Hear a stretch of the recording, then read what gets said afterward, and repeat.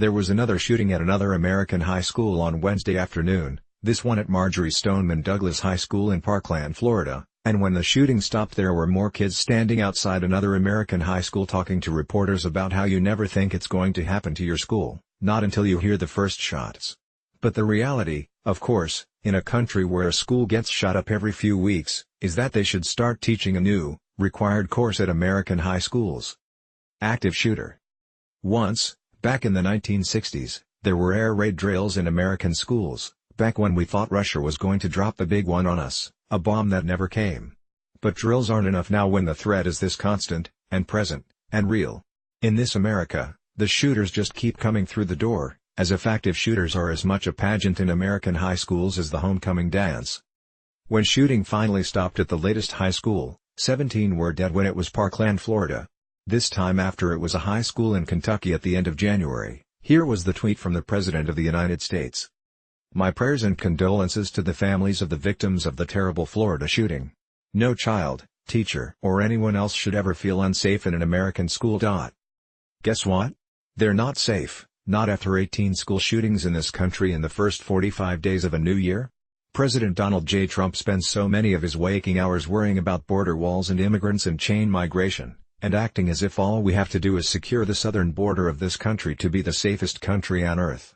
Only our high school students are not safe from guns. Were not safe on Wednesday when a level 3 mass casualty shooting came to South Florida.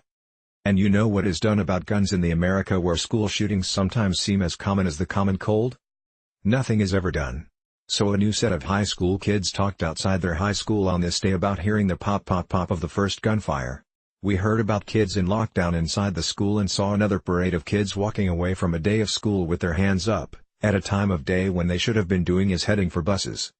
3 weeks ago exactly it was Marshall County High School in Benton, Kentucky. The two dead that day in Kentucky were two 15-year-olds.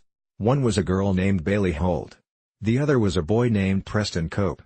But there was no real outrage in America that day about Bailey Holt and Preston Cope, because the country has become numb to school shootings by now.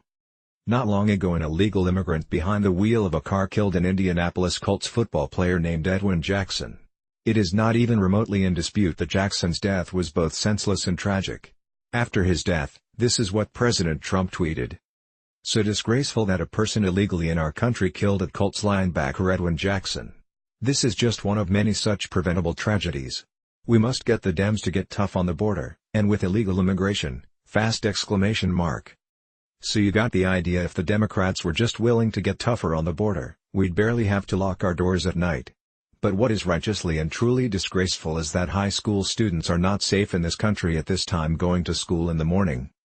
We will certainly get back on the old merry-go-round today, led by the gunnies from the National Rifle Association, and hear that the only way to properly keep America safe from guns is even more guns. Except at a time when politicians try to divide this country as much over immigrants as we are already divided over race, ask yourself a question. Who is more dangerous to high school students these days, an undocumented immigrant or another angry American with a gun in his hands and snakes crawling around inside his head? There is no sane politician, at least no sane politician,